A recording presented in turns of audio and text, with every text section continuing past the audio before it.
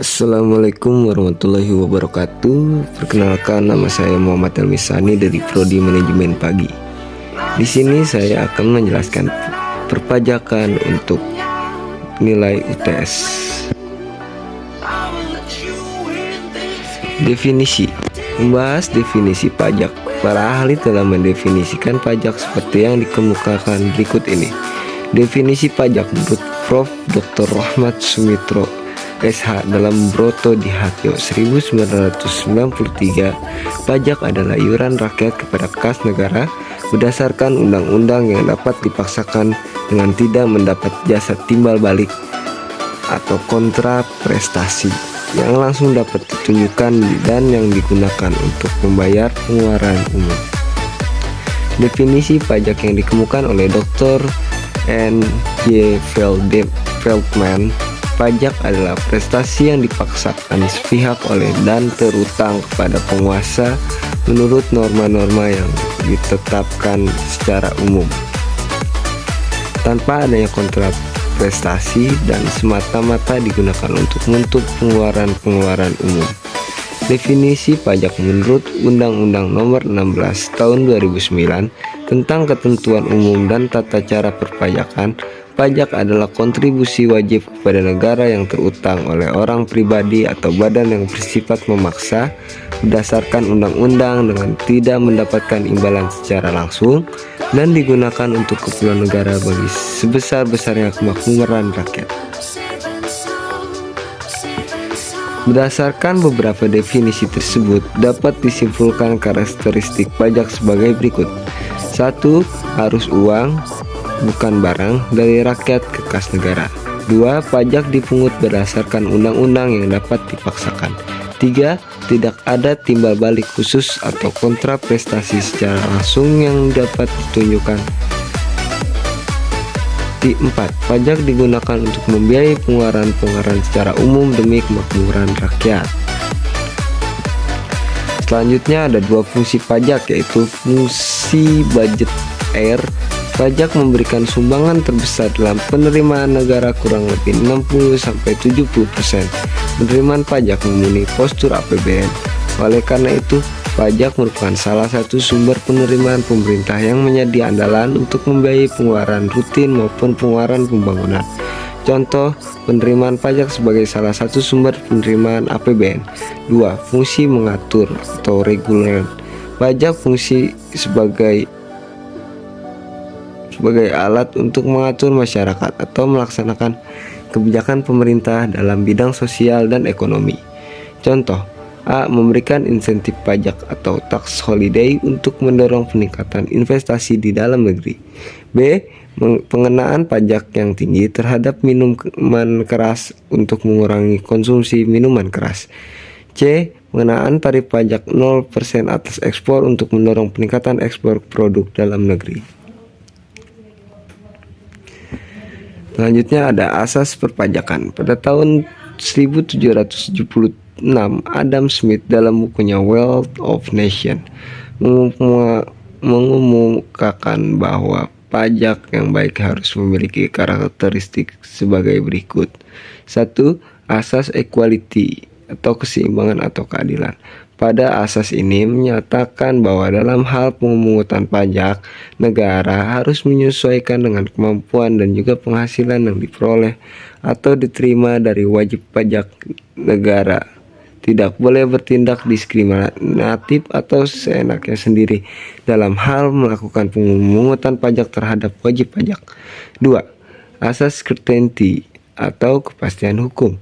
Asas ini menunjukkan bahwa semua pungutan pajak harus didasarkan pada undang-undang yang berlaku, sehingga bagi pihak-pihak yang melanggar atas pungutan pajak ini akan dikenakan sanksi hukum yang sesuai dengan undang-undang.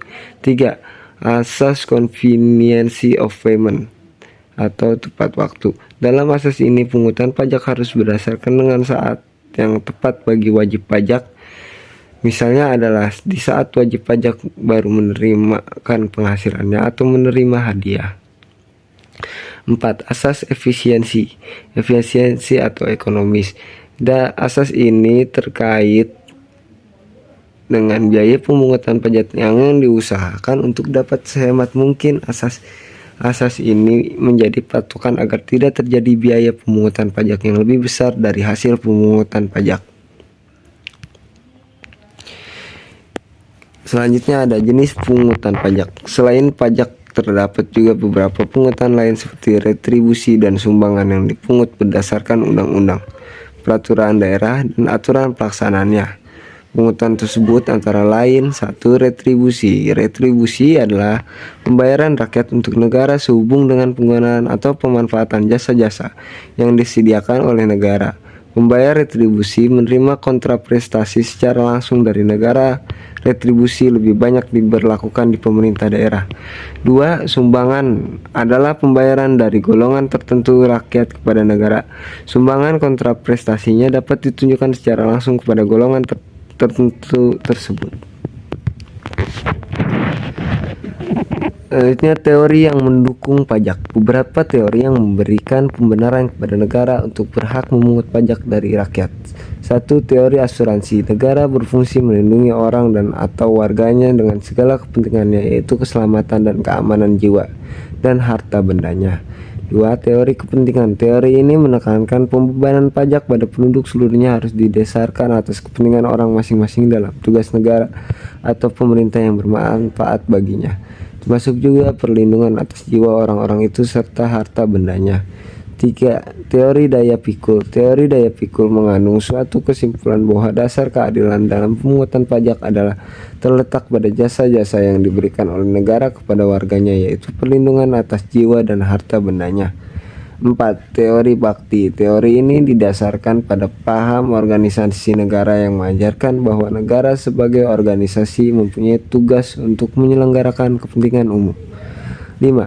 Teori asas daya beli. Menurut teori ini, fungsi pemungutan pajak yaitu mengambil daya beli dari rumah tangga masyarakat untuk rumah tangga negara, kemudian menyalurkan kembali ke masyarakat dengan maksud untuk memelihara kehidupan masyarakat dan untuk membawa ke arah tertentu, yaitu kesejahteraan.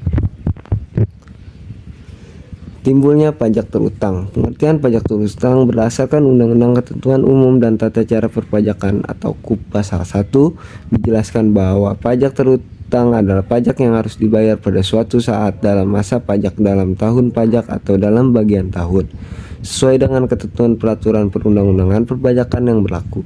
Jadi jelas adanya bahwa pajak terutang merupakan wujud dari self-assessment system dan bukan merupakan dasar dari tindakan penagihan.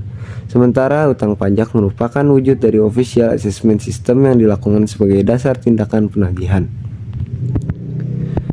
Jenis-jenis pajak penghasilan. Ada 5 jenis pajak PPh yang berlaku di Indonesia yang dibagi berdasarkan sumber pendapatannya, yaitu PPh pasal 21, PPh pasal 22, PPh pasal 23, PPh pasal 25, dan PPh pasal 29. PPh pasal 21 adalah pajak atas penghasilan berupa gaji, upah, honorarium, tunjangan, dan pembayaran lain dengan nama dan dalam bentuk apapun yang sehubungan dengan pekerjaan atau jabatan, jasa, dan kegiatan yang dilakukan oleh orang pribadi subjek pajak dalam negeri.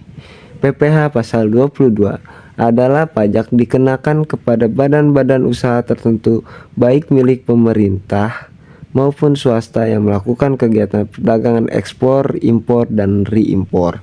PPh pasal 23 adalah pajak yang dikenakan pada penghasilan atas modal penyerahan jasa atau hadiah dan penghargaan selain yang telah dipotong PPh pasal 21. PPh pasal 24 yakni pengaturan pajak bagi wajib pajak untuk memanfaatkan kredit pajak mereka di luar negeri untuk mengurangi nilai pajak terhutang yang dimiliki di Indonesia. PPh pasal 25 adalah pajak penghasilan, pembayarannya bisa dilakukan dengan sistem angsuran demi mengirimkan wajib pajak. PPh pasal 29 adalah PPh kurang bayar yang biasanya tercantum dalam SPT tahunan. Selanjutnya ada pajak bumi dan bangunan. Pajak bumi dan bangunan atau PBB merupakan sebuah biaya yang harus disetorkan atas keberadaan tanah dan bangunan yang memberikan keuntungan dan kedudukan sosial ekonomi bagi seorang maupun badan. Pajak bumi dan bangunan atau PBB pada dasarnya diatur dalam beberapa undang-undang di Indonesia yaitu Undang-Undang Nomor 12 Tahun 1994 tentang perubahan atas Undang-Undang Nomor 12 Tahun 1985 terkait pajak bumi dan bangunan atau PBB yang mengatur semua tentang pungutan atas pajak bumi dan bangunan. Undang-Undang Nomor 28 2009 tentang pajak dan retribusi daerah yang menjelaskan bahwa pemerintah kabupaten atau pemerintah kota memiliki wewenang dalam melakukan pemungutan atas pajak bumi dan bangunan atau PBB di sektor pedesaan dan perkotaan PBB atau PBB P2. Selanjutnya bahwa pemerintah atau pusat memiliki wewenang terhadap sektor pertambangan, perhutanan, dan perkebunan. Sekian penjelasan dari saya, kurang lebihnya mohon maaf. Wabillahi taufiq wal hidayah. Wassalamualaikum warahmatullahi wabarakatuh.